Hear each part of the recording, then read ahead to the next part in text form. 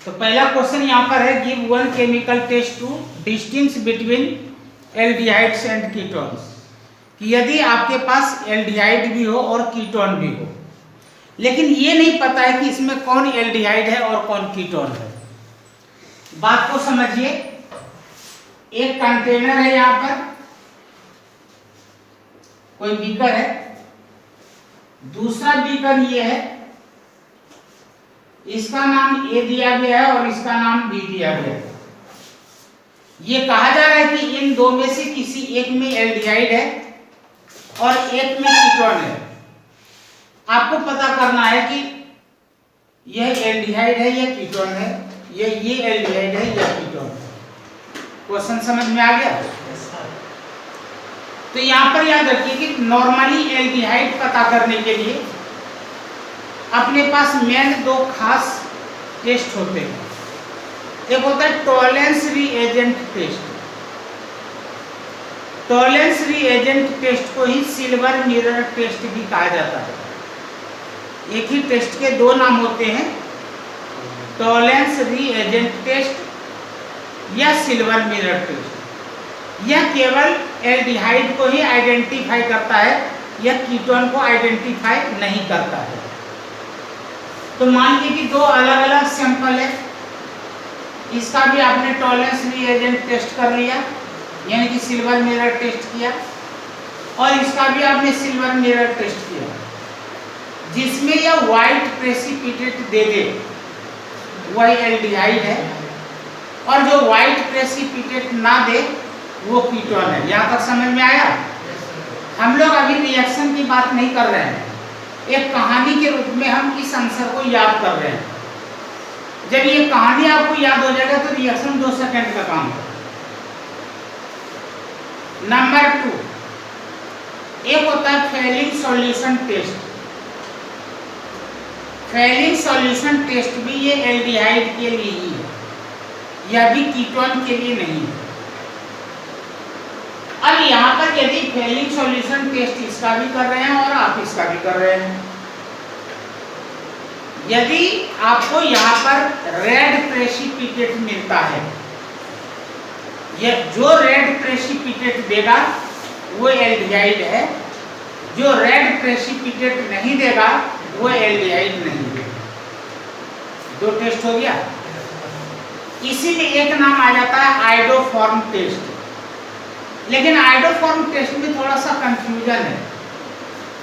Iodoform test में confusion क्या है कि यदि C डबल बॉन्ड O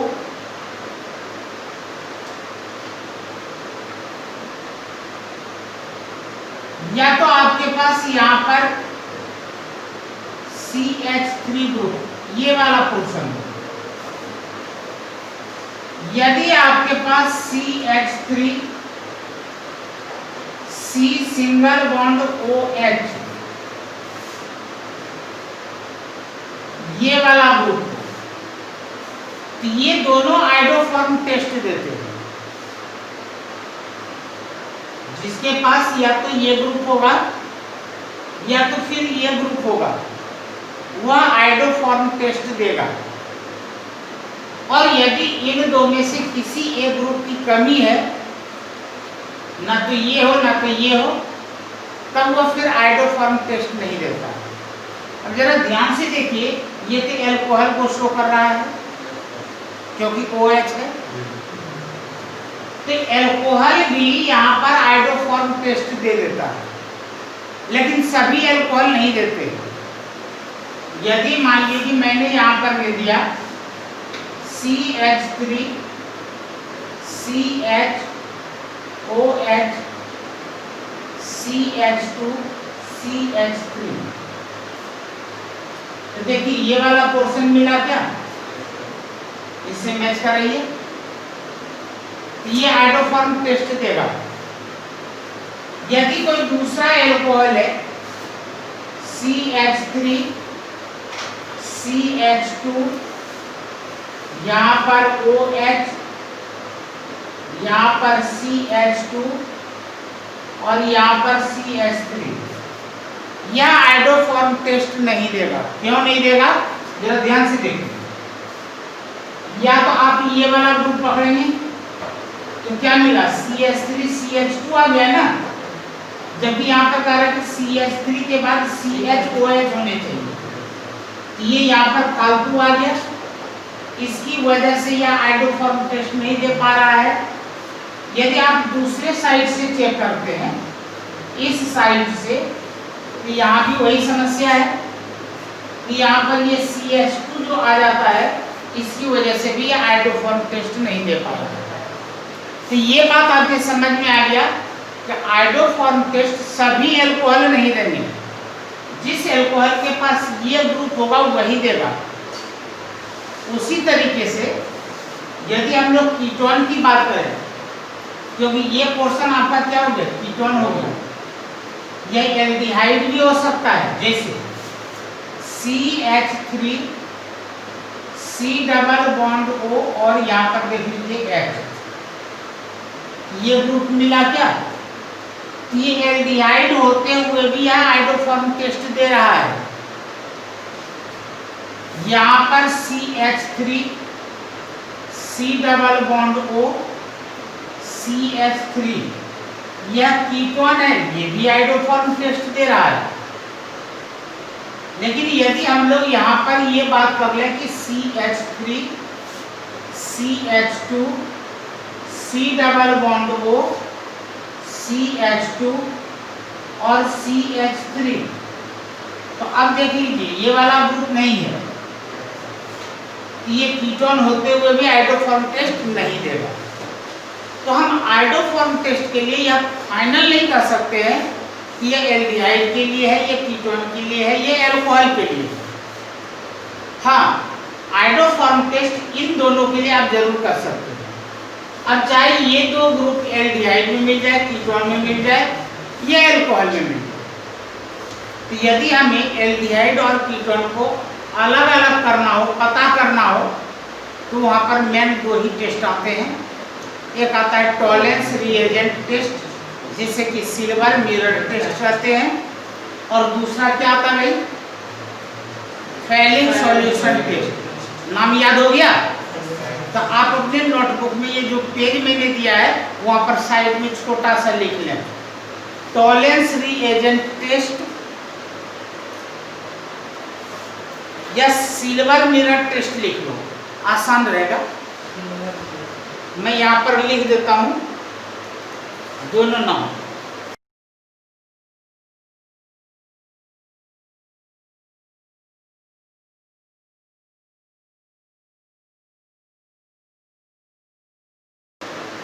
अब यहाँ पर देख लेते हैं,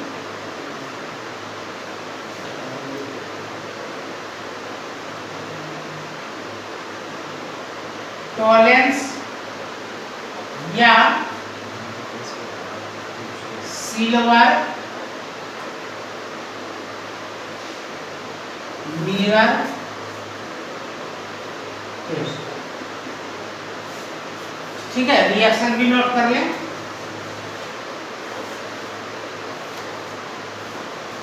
पहले यहाँ पर ये तो समझे कि ये टॉलेंस है क्या चीज, ठीक है? नहीं, टॉलिन को टॉलेंस नहीं कहते हैं, टॉलेंस अलग चीज होता है। पहले बात को समझ लीजिए, क्योंकि जब किसी भी चीज के ओरिजिन के बारे में पता रहेगा तो याद रखना आसान हो जाएगा। एक्चुअली क्या होता है कि AgNO3 का नाम सुने होंगे, सिल्वर नाइट्रेट, और अमोनियम हाइड्रोक्साइड का भी आपने नाम सुना होगा, NH4OH। यदि मान लीजिए कि आपने यहाँ पर नाइट्रिक एसिड, यानी कि यदि आपने यहाँ पर AgNO3 और NH4OH इन दोनों को आपस में मिलाते हैं, यदि AgNO3 यानी कि सिल्वर नाइट्रेट और अमोनियम हाइड्रोक्साइड NH4OH, इन दोनों को मिलाने पर आपको क्या मिलता है कि यहाँ पर रिएक्शन करवाते हैं। जैसा बताइए प्रोडक्ट क्या बनेगा भाई? थोड़ा दिमाग लगाइए। अब देखो सीधी सी बात, इसके ऊपर प्लस चार्ज है और इसके ऊपर माइनस चार्ज, यहाँ पर इसके ऊपर प्लस चार्ज और यहाँ पर माइनस चार्ज। जहां भी आपको इस तरीके का कंपाउंड मिल जाए कि दोनों के पास प्लस और माइनस है, तो वहां पर एक्सचेंज ऑफर लग जाता है दीपावली का, कि इसका माइनस ये ले लेगा और इसका माइनस उसके पास चला जाएगा। ठीक है, तो अब यहाँ पर क्या हो जाएगा, AgOH प्लस NH4 NO3। आसान हो गया क्या? पहचान में आया? सबक समझ में आ गया? अब यहाँ पर जो सिल्वर हाइड्रोक्साइड मिला, AgOH क्या कहलाएगा? Silver hydroxide. ये जो सिल्वर हाइड्रोक्साइड होता है यह ब्लैक PPT के रूप में मिलता है, ब्लैक PPT के रूप में मिलता है, प्रेसिपिटेट के रूप में। अब आपको जो यहाँ पर ब्लैक प्रेसिपिटेट मिला, इसमें और थोड़ा सा अमोनियम हाइड्रोक्साइड ऐड कर दीजिए। यह जो ब्लैक प्रेसिपिटेट है, इसको लिखते हैं, जो कहानी बोल रहे हैं। मान लीजिए कि आपने यहाँ पर, आपको जो यहाँ पर सिल्वर हाइड्रोक्साइड मिला, जो ब्लैक प्रेसिपिटेट मिला है, इसी सॉल्यूशन में आपने थोड़ा अमोनियम हाइड्रोक्साइड एक्सेस अमाउंट में डाल दिया। अब नतीजा क्या होने जा रहा है? अब ये होगा, यह जो ब्लैक प्रेसिपिटेट था वो डिजॉल्व हो जाएगा। जो ब्लैक प्रेसिपिटेट था वह क्या हो जाएगा? डिजॉल्व हो जाएगा। अब यदि डिजॉल्व होगा तो बताइए क्या प्रोडक्ट बनेगा? थोड़ा दिमाग लगाइए भाई।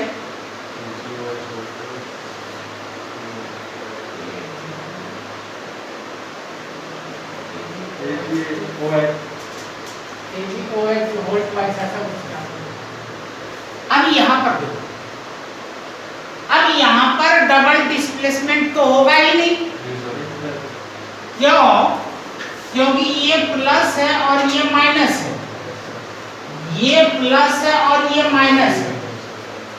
ठीक है, अब दोनों का निगेटिव तो सेम ही है, तो अदला बदली करने से फायदा क्या? मान लीजिए कि आपके पास एक गाय है, 5 लीटर दूध देती है, और मेरे पास भी एक गाय है, वो भी 5 लीटर दूध देती है। तो गाय को आपस में बदलने से कोई फायदा होना है क्या? क्या पता आपका लिखा है कब खाते हो मेरी वाली ना, सब कुछ सेम है। जब OH ही है तो वहां पर तो एक्सचेंज करने का कोई फायदा ही नहीं है। हाँ, साझेदारी कर ले तो कुछ फायदा हो सकता है। ठीक है, पार्टनरशिप कुछ कर ले। तो यहाँ पर क्या होता है, इसके 2 मॉलिक्यूल्स लेते हैं, क्योंकि मैंने क्या कहा था, अमोनियम हाइड्रोक्साइड एक्सेस अमाउंट में डालना है। अमोनियम हाइड्रोक्साइड एक्सेस अमाउंट में डालना है ना। किसी भी रिएक्शन को इसी तरीके से कहानी के रूप में लीजिए। अब यदि इस तरीके से लेते हैं तो यह एक बना लेता है कॉम्प्लेक्स कंपाउंड। अब जब 2 चीज मिलेंगे तो कॉम्प्लेक्स ही तो होगा, जटिल होगा। जब अकेले थे तो सिंपल थे, ये भी अकेला था तो ये भी सिंपल था, दोनों मिल गया कॉम्प्लेक्स हो गया, बड़ा मॉलिक्यूल बन गया। तो यहाँ पर क्या बनेगा जरा देखते हैं, AgNH3 होल ट्वाइस। ठीक है, और यहां पर जरा चेक करते हैं क्या बन सकता है। यहां से NH3 आया है, आपके पास NH4 2 थे ना भाई, तो इसमें से यदि NH3 और इसमें से एक NH3 निकला तो एक हाइड्रोजन यहाँ पर बच गया और एक हाइड्रोजन यहाँ पर बच गया, 2 हाइड्रोजन बचा क्या? दोनों के पास एक एक यहाँ पर OH भी तो था। तो तो ये तो वाटर बन करके बाहर हो जाएगा और यह OH यहाँ पर आ जाएगा और आप क्या लिखेंगे 2H2O। कुछ समझ में आया? दोबारा एक बार समझ लीजिए यदि किन्हीं को कोई डाउट हो तो। मैं अभी आपको बता रहा हूँ टॉलेंस रिएजेंट बनता कैसे। हम लोग ओरिजिन की बात कर रहे हैं। सिल्वर नाइट्रेट और अमोनियम हाइड्रोक्साइड दोनों को आपस में आपने मिक्स किया, आपको सिल्वर हाइड्रोक्साइड का ब्लैक प्रेसिपिटेट मिला। अब इसी में आपने एक्सेस अमाउंट में अमोनियम हाइड्रोक्साइड डाल दिया तो यह जो ब्लैक प्रेसिपिटेट था वो डिजॉल्व हो गया और डिजॉल्व होने के बाद इसमें से वाटर मॉलिक्यूल निकल गया और एक कॉम्प्लेक्स कंपाउंड मिला। यह जो कॉम्प्लेक्स कंपाउंड मिला इसी को कहा जाता है टॉलेंस रिएजेंट। इसी कॉम्प्लेक्स कंपाउंड को क्या कहते हैं? Tollens reagent. तो अब पता लग गया कि टॉलेंस रिएजेंट बना कैसे। अब यह टॉलेंस रिएजेंट क्या करेगा? यह टॉलेंस रिएजेंट अब एल्डिहाइड के साथ रिएक्ट करेगा।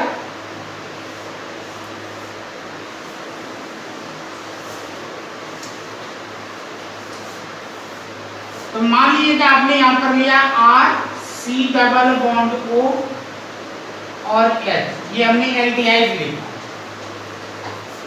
यहां पर आपने इस टॉलेंस रिएजेंट को लिया Ag, यहां पर NH3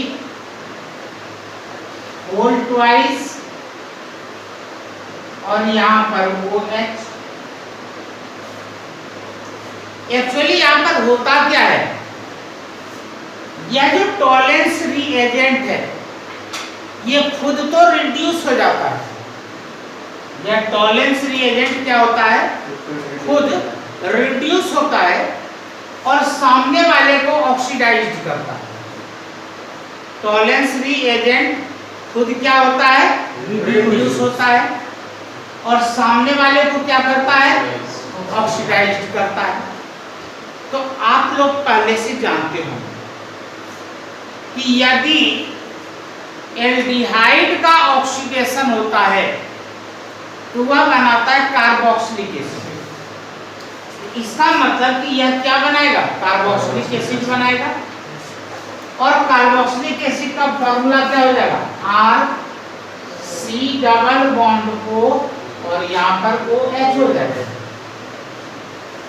ठीक है, उसके बाद आगे यहां पर आपको मिलेगा सिल्वर, तभी तो इसका नाम रखा गया है सिल्वर मिरर टेस्ट।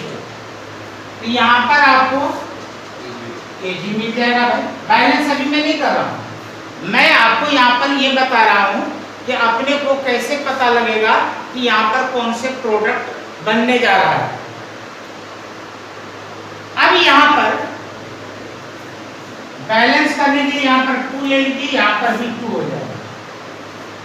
अब यहां पर देखिए टोटल कितने अमोनिया बने? 4 अमोनिया बन गए। तो यहां से 4 अमोनिया गैस के रूप में बाहर हो जाएगा। तो 4 यहां पर,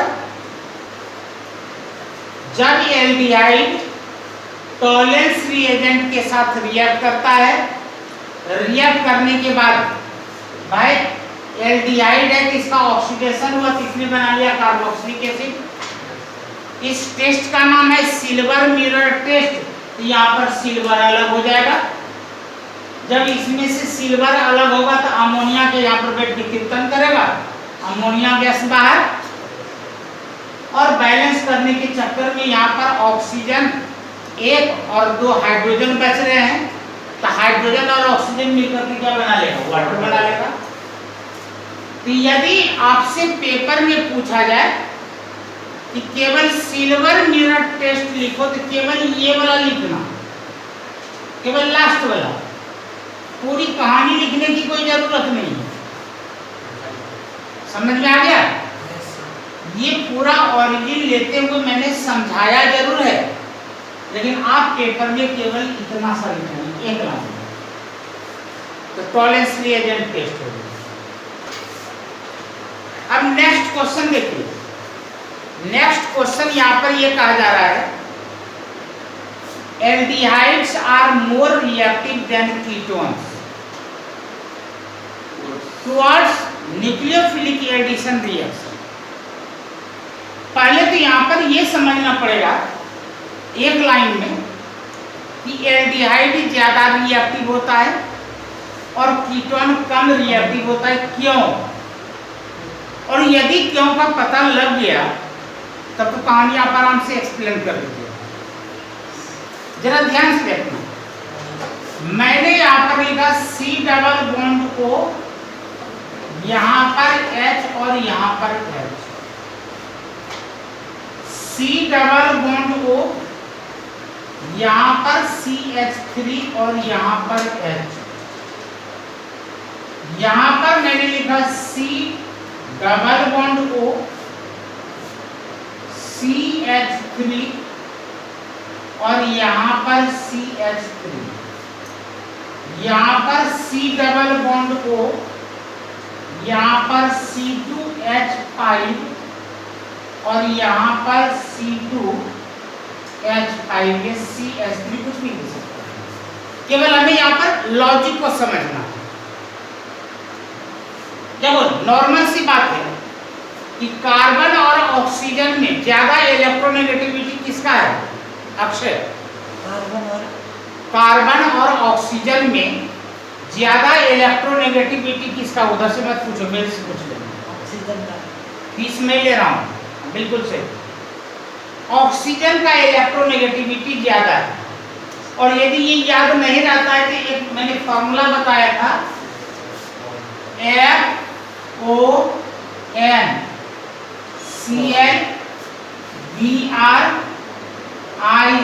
नाम पहले है उसका इलेक्ट्रोनेगेटिविटी ज्यादा है, जिसका नाम बाद में आ रहा है उसका इलेक्ट्रोनेगेटिविटी कम है।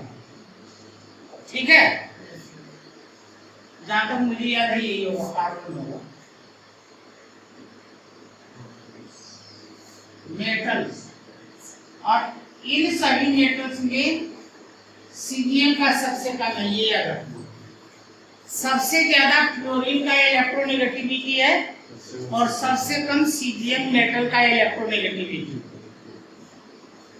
तो कार्बन और ऑक्सीजन में ऑक्सीजन का इलेक्ट्रोनेगेटिविटी ज्यादा और कार्बन का इलेक्ट्रोनेगेटिविटी कम। जिसका इलेक्ट्रोनेगेटिविटी ज्यादा होगा वह इलेक्ट्रॉन को अपनी ओर खींच लेगा। यह बॉन्ड जब ब्रेक होगा ये पोर्शन निगेटिव हो जाएगा और ये पोर्शन क्या हो जाएगा? पॉजिटिव। यहाँ पर भी कुछ ऐसा ही होने जा रहा होगा, यहाँ भी कुछ ऐसा ही होगा, और यहाँ पर भाई सेम रीजन है तो यहाँ पर भी ऐसा ही होगा। ठीक है, तो यदि यह ब्रेक हो गया और बात किसकी चल रही है? Nucleophilic addition. तो न्यूक्लियोफाइल शिवकांत किसे कहते हैं? नहीं, न्यूक्लियोफाइल का पहचानने का बिल्कुल आसान तरीका यह उसके नाम से देखो, जो न्यूक्लियस की ओर अट्रैक्ट होता है। तो न्यूक्लियस में क्या होता है? प्लस होता है। इसका मतलब अगले के पास माइनस है, तभी तो वो प्लस की ओर जाना चाह रहा है। तो यहां पर न्यूक्लियोफाइल का मतलब हो गया कि जिसके ऊपर निगेटिव चार्ज है, या जहां पर इलेक्ट्रॉन एक्सेस अमाउंट में है। जिस स्पेसीज के पास इलेक्ट्रॉन्स एक्सेस अमाउंट में है उसे न्यूक्लियोफाइल करते हैं।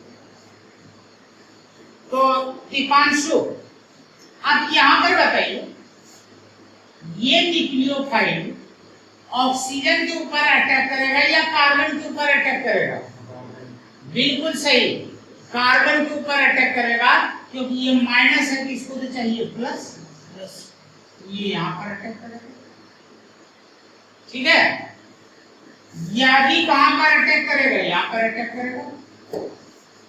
ये भी कहां पर अटैक करने जा रहा है? कार्बन के ऊपर, सभी कार्बन। लेकिन हमारा क्वेश्चन ये नहीं है, हमारा क्वेश्चन ये है कि कार्बन के ऊपर अटैक तो होगा, लेकिन इन चार में से पहले कौन अटैक करेगा, तो वो पता कर लेते हैं। अब मान लो कि आज दशहरे का दिन है और रावण जलाने की जगह पर मिठाइयां बांटी जा रही है, ठीक है। अब यह दुर्गा मंदिर ए है, दुर्गा मंदिर बी, और ये दुर्गा मंदिर सी है, ठीक है। यहां पर गुलाब जामुन बांटे जा रहे हैं, ठीक है। यहां पर गुलाब जामुन और रसगुल्ले भी बांटे जा रहे हैं। फ्री में बांटे जा रहे हैं, पैसे कितने फ्री में बांटे जा रहे हैं, भंडारा है। और यहाँ पर 56 टाइप के भोग हैं। अब तो ये झोला लेके बोलते तो भीड़ ज्यादा कहाँ पर लगेगी? यहाँ पर लगेगी। तो माइनस को क्या चाहिए? प्लस। तो जहां पर ज्यादा प्लस होगा अटैक वहां पर पहले होगा। माइनस जहां पर, सॉरी प्लस जहां पर ज्यादा होगा, माइनस का अटैक वहां पर पहले होगा। अब मान लीजिए 56 भोग खत्म हो गया, लोग इधर आए, ये पंडाल खाली हो गया, तो चलिए यहीं से काम चला लेंगे, तो दर्शन करके आ जाओ, ठीक है। अब जरा देखो, ये हाइड्रोजन, इसका इंडक्टिव इफेक्ट 0 होता है। हाइड्रोजन का इंडक्टिव इफेक्ट कितना होता है? 0। इसका मतलब यह न तो यहाँ पर प्लस की क्वांटिटी को बढ़ाएगा, न तो प्लस की क्वांटिटी को कम करेगा, ठीक है। यहां पर ये क्या कर रहा है? यह पॉजिटिव इंडक्टिव इफेक्ट को शो कर रहा है। यह इलेक्ट्रॉन को कार्बन की ओर भेज रहा है। तो यदि कार्बन को इलेक्ट्रॉन मिल जाता है तो यहाँ पर प्लस का चार्ज क्या हो जाएगा? कम हो जाएगा क्या?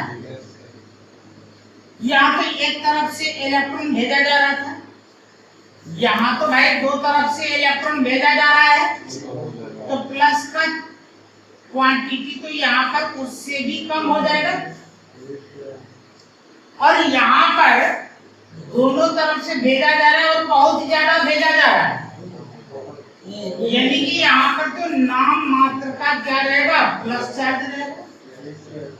आप बताओ न्यूक्लियोफाइल पहले अटैक कहाँ पर करेगा? मजा आया? अब समझ में आया? इसको कहते पढ़ना, ठीक है ना। तो यहाँ पर यदि पेपर में यह आ जाए कि 4-5 इस तरीके का नाम लेके, भैया कितना रट्टा मारोगे? रटने की जरूरत ही नहीं है। यदि आप पारस से पढ़ रहे हैं तो आपको रटने की जरूरत क्यों? आप ओरिजिन के ऊपर ध्यान दो, उद्गम बिंदु क्या है। तो यहाँ पर मान लीजिए कि मैंने इसका नाम दे दिया ए, यहाँ पर बी, इसका नाम सी और इसका नाम डी। ये था मंदिर। ऑर्डर क्या हो गया भैया? ए हाईली रिएक्टिव होगा, बी उससे कम, सी उससे भी कम और डी की रिएक्टिविटी उससे भी कम होगी। समझ में आया? अब दोबारा हम लोग क्वेश्चन को देखते हैं कि क्वेश्चन में क्या बोल रहा है। क्वेश्चन में ये कह रहा है कि एल्डिहाइड और कीटोन इन दोनों में ज्यादा रिएक्टिव कौन होगा और क्यों होगा? तो पहला रीजन क्या हो गया? ज्यादा, इसका जवाब हो गया कि एल्डिहाइड ज्यादा रिएक्टिव होगा और कीटोन कम रिएक्टिव होगा, ठीक है। एल्डिहाइड ज्यादा रिएक्टिव होगा और कीटोन कम रिएक्टिव होगा। क्यों होगा? कि इसके दो कारण हैं। पहला कारण तो पता लग गया कि पॉजिटिव इंडक्टिव इफेक्ट, जहां पर पॉजिटिव इंडक्टिव इफेक्ट ज्यादा होगा वहां पर रिएक्शन कम हो जाएंगे, जहां पर पॉजिटिव इंडक्टिव इफेक्ट कम लगेंगे वहां पर रिएक्शन फास्ट होगा। ठीक है। दूसरा होता है एस्टेरिक हिंड्रेंस। दूसरा क्या होता है? Asterisk hindrance. अब एस्टेरिक हिंड्रेंस का भी तो मतलब समझो। अब ये है अपक्षय, बात को समझना। ये है भैया पांडे जी, ये है दीपांशु और ये है शिवम।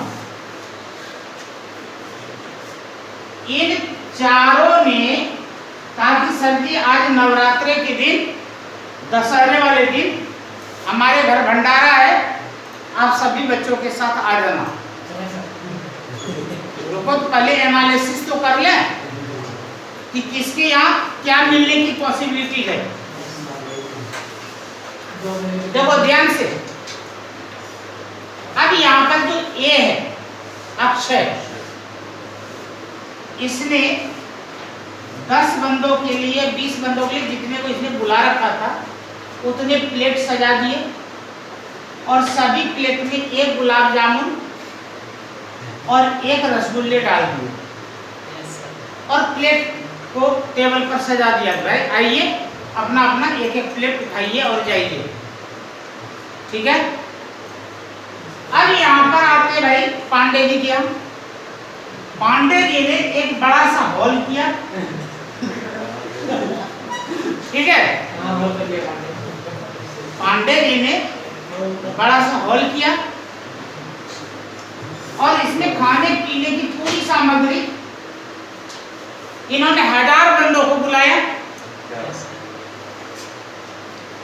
और इस कमरे के अंदर जाने के लिए एक छोटा सा विंडो लगा दिया कि भाई इस विंडो से कूद करके जाओ और खा करके आओ। ठीक है। दीपांशु ने भी एक बड़ा सा हॉल किया। यहाँ पर 2 बड़े बड़े गेट लगवा दिए कि भाई एक रास्ते से जाओ, खा पी करके दूसरे रास्ते से बाहर निकलो। कोरोना का टाइम चल रहा है, भीड़ भाड़ मत करो, सोशल डिस्टेंसिंग का ख्याल रखो। ठीक है। शिवम को रहने दे। बताओ भाई किसके घर भोजन अच्छा होगा? इसके घर, दीपांशु के घर, क्योंकि यहाँ पर कोई रुकावट नहीं है।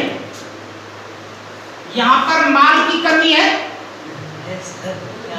ठीक है। मेटेरियल नहीं है।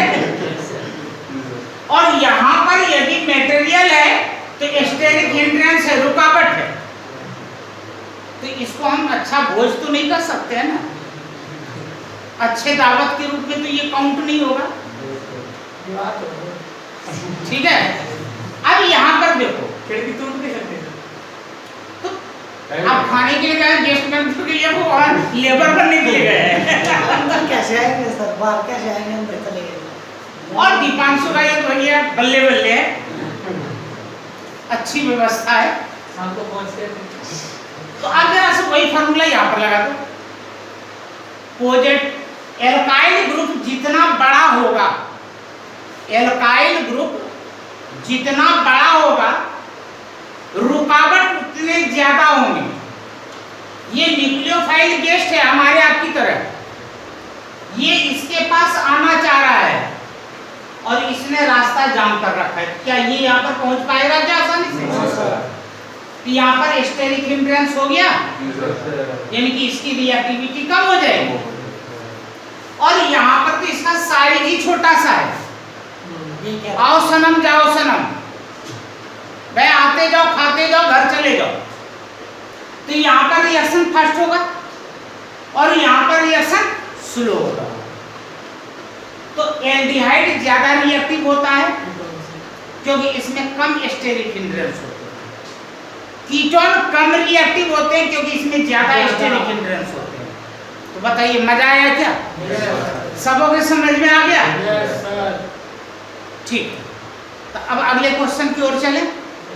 ठीक,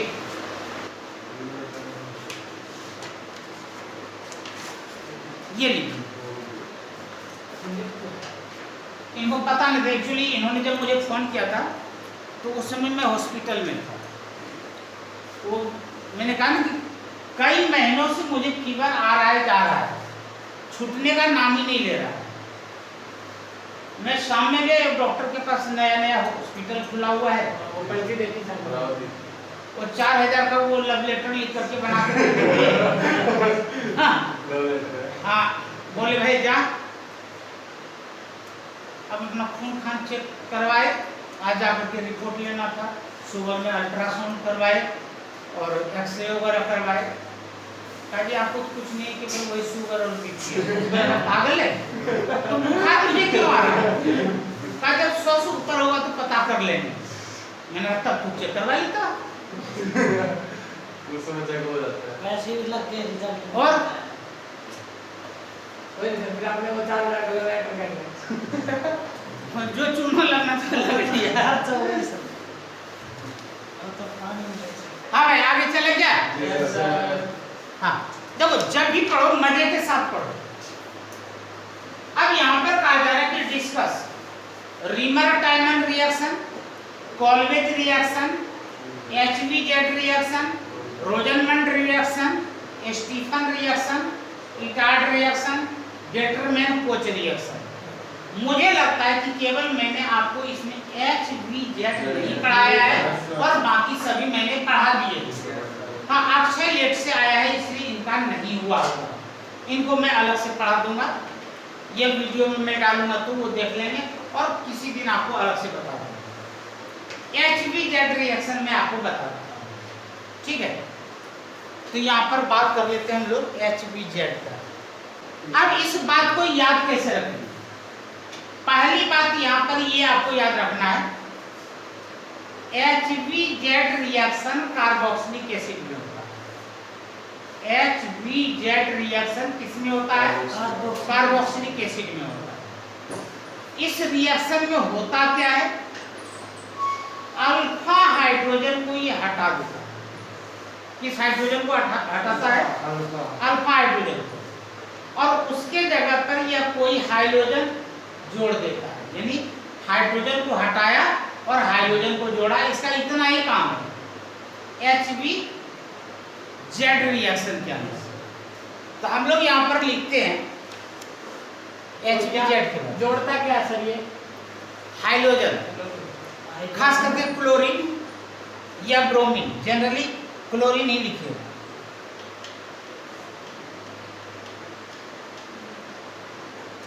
तो जो मैंने आपको कहानी बताया ना, उस कहानी को केवल याद रखना।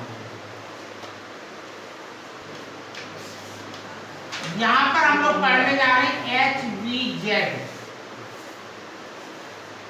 मैंने इसमें आपको क्या बताया? जो HVZ रिएक्शन होता है यह किसमें होता है? Carboxylic acid. एसिड में होता है सर। जो चीज मैं जैसे बोल रहा हूँ वैसे ही याद रखना। तो HVZ कार्बोक्सिलिक एसिड में होता है, तो आपने लिखा CH3 CH2 और C डबल बॉन्ड O और OH, यह कार्बोक्सिलिक एसिड है। यहाँ पर क्लोरीन यूज किया, यहाँ पर क्या आपने यूज किया? क्लोरीन यूज किया, और साथ में ये काम किसकी हेल्प से करेगा भाई? तो रेड फास्फोरस की हेल्प से। तो आपने यहाँ पर लिखा रेड फास्फोरस, ठीक है? अब यह क्या करता है? सिर्फ अल्फा हाइड्रोजन को हटाता है। तो अल्फा हाइड्रोजन किसे कहते हैं? तो यहां पर समझ लीजिए अक्षय जी, फंक्शनल ग्रुप के साथ जो भी कार्बन लगा होता है उस कार्बन को अल्फा कार्बन कहते हैं। तो देखो ये वाला पोर्शन आपका हो गया फंक्शनल ग्रुप, और इस ग्रुप के साथ ये वाला कार्बन लगा हुआ है तो इस कार्बन को आप क्या कहेंगे? अल्फा कार्बन कहेंगे क्या? ठीक है।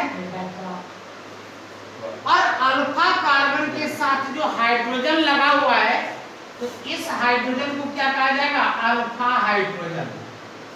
अल्फा कार्बन के साथ जो लगा हुआ है उसे कहा जाएगा अल्फा हाइड्रोजन। तो इसका मतलब ये हुआ कि यह रेड फास्फोरस केवल इसी हाइड्रोजन को यहां से हटाएगा और यहां पर क्लोरीन को जोड़ेगा, और एक बार में एक क्लोरीन को जोड़ेगा और एक हाइड्रोजन को हटाएगा। ये बनाता है CH3 CH Cl और COOH। यहां तक समझ में आया? ये कब तक होता रहेगा भाई? जब तक अल्फा हाइड्रोजन है तब तक ये कम होता रहेगा। आपने यहां पर दोबारा रेड फास्फोरस को प्रोवाइड करवाया, साथ में क्लोरीन भी दे दिया, तो अब क्या करेगा? इस हाइड्रोजन को यहां से हटा देगा, यह बनाएगा CH3 CCl Cl और यहां पर COOH। समझ में आया क्या? तो इसका मतलब ये हुआ कि यहां से जो हाइड्रोजन निकला होगा, ऐसे तो निकला नहीं होगा, यहां से एक क्लोरीन लेकर के HCl बन करके निकला होगा, यहां भी यही काम हुआ होगा। तो मुझे लगता है कि ये आपके समझ में आ गया होगा। अब यहां पर कंडीशन क्या? ध्यान से सुनो। या तो दो ऐसे एल्डिहाइड या तो फिर दो ऐसे कीटोन्स जिसके पास अल्फा हाइड्रोजन हो, याद हुआ? यानी कि either two alpha hydrogen containing aldehyde और कीटोन्स। यानी कि आपको दो या तो एल्डिहाइड लेना है, ऐसा नहीं कि एक एल्डिहाइड ले लिया और एक कीटोन ले लिया, नहीं, लेना है तो दोनों सेम एल्डिहाइड लेना है या तो फिर दोनों सेम कीटोन्स लेने हैं। ऐसे एल्डिहाइड्स या ऐसे कीटोन्स लेने हैं जिसके पास अल्फा हाइड्रोजन है, पहला कंडीशन। दूसरी बात, इस रिएक्शन के लिए अपने को डाइल्यूट सोडियम हाइड्रोक्साइड की जरूरत है। इस रिएक्शन के लिए डाइल्यूट सोडियम हाइड्रोक्साइड की जरूरत होती है। भाई कितना डाइल्यूट? 2%, 4%, 20%, कितना? नहीं, 10% सॉल्यूशन होगा। सोडियम हाइड्रोक्साइड का जो डाइल्यूट सॉल्यूशन होगा 10% से ज्यादा नहीं होने चाहिए, थोड़े कम हो जाएंगे, कम चल जाएगा, बट नॉट मोर देन 10%। दो चीज याद हो गया? अब इतना पहले सुनते हैं। मैंने यहां पर लिया CH3 C double bond O और यहां पर H, ये एल्डिहाइड हो गया। और मैंने कहा था सेम एल्डिहाइड लेना है, तो फिर CH3 लिखते हैं। CH3 को हम इस तरीके से लिख सकते हैं क्या? यहाँ पर C डबल बॉन्ड O और H, तो दोनों एल्डिहाइड सेम हो गए। देखो ये आपका फंक्शनल ग्रुप है, तो ये कार्बन क्या हुआ? Alpha carbon. इसका मतलब अल्फा कार्बन के पास हाइड्रोजन है तो अल्फा हाइड्रोजन हो गया। उसी तरीके से ये फंक्शनल ग्रुप है, इसके साथ ये कार्बन है तो अल्फा कार्बन कहलाएगा। यानी कि इसके पास भी अल्फा हाइड्रोजन है और इसके पास भी अल्फा हाइड्रोजन है। यहाँ तक समझ में आ गया? देखो मैं रूल से हट करके, जो नियम है उससे हट करके आपको ये तक समझा रहा हूँ। मैं वो मेथड यूज कर रहा हूँ अभी जिससे कि आपको याद हो सके। आपको क्या करना है कि ये हाइड्रोजन कहाँ पर चला जाएगा? इस ऑक्सीजन के पास। तो जब ये हाइड्रोजन इस ऑक्सीजन के पास जाएगा तो कार्बन का एक बॉन्ड फ्री हो जाएगा, और जब ये हाइड्रोजन इस ऑक्सीजन के पास जाएगा तो कार्बन और ऑक्सीजन के बीच में जो डबल बॉन्ड है, एक बॉन्ड ब्रेक हो जाएगा। यदि ऐसा हुआ तो अब दिखने में कैसा लगेगा?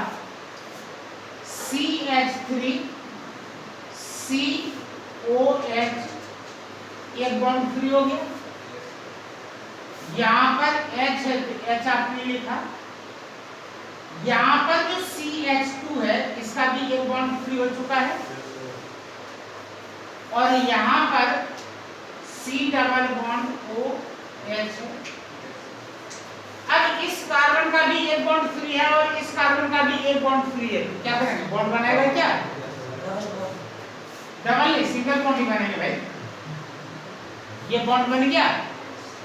इस हाइड्रोजन को मैं दिखाने के लिए या समझाने के लिए एक ऊपर और एक नीचे लिखा। ये वो पहला स्टेप। एल्डोल कंडेंसेशन का रिएक्शन 2 स्टेप में होता है। पहले स्टेप में क्या बना? Beta hydroxy aldehyde. यानी कि पहले स्टेप में क्या बनेगा? या तो बीटा हाइड्रोक्सी एल्डिहाइड बनेगा या तो बीटा हाइड्रोक्सी कीटोन बनेगा। यदि आप यहाँ पर कीटोन लिए हुए होते तो यहाँ पर आपको मिलता बीटा हाइड्रोक्सी, कॉपी मत करना, हाइड्रोक्सी कीटोन, ठीक है। यदि यहाँ पर एल्डिहाइड लिए हैं तो आपको मिलेगा बीटा हाइड्रोक्सी एल्डिहाइड। यदि यहाँ पर एल्डिहाइड है तो आप यहाँ पर एल्डिहाइड लिखेंगे। यदि आपने यहाँ पर कीटोन लिया है तो आप यहाँ पर क्या करेंगे? कीटोन लिखेंगे। कोई दिक्कत? लेकिन कंडेंसेशन का मतलब क्या होता है भाई? कंडेंसेशन का मतलब होता है कोई छोटा मॉलिक्यूल बाहर निकल जाए। बिल्कुल अपने देसी लैंग्वेज में याद करो। ये वीडियो देखने वाले बिहार, बंगाल, उड़ीसा हर जगह के बच्चे होंगे, गांव शहर हर जगह के बच्चे होंगे। तो आप जिस शहर में, जिस परिवेश में रहते हैं, उस लैंग्वेज में समझने की कोशिश करो। तो कंडेंसेशन का मतलब होता है किसी छोटे मॉलिक्यूल का बाहर निकल जाना, और अभी तक तो कुछ निकला ही नहीं है, अभी तो केवल जुड़ा ही है। तो निकलेगा तब तो कंडेंसेशन होगा। अब कंडेंसेशन करा देते हैं। कंडेंसेशन कैसे होगा भाई? यहाँ से H और यहाँ से OH दोनों मिलकर के वाटर बनकर के बाहर निकल जाएगा। कंडेंसेशन हो गया। चलो यहाँ पर H2O को आपने बाहर निकाल दिया। तो अब देखिए क्या मिला आपको? CH3, यहाँ पर CH, और यहाँ पर डबल बॉन्ड बना लेगा क्या? क्योंकि एक बॉन्ड तो ये था ही, और इसके जाने से और इसके जाने से दोनों का एक एक बॉन्ड फ्री हुआ, ये भी बॉन्ड बना लेगा। CH और CH2 समझ में आया?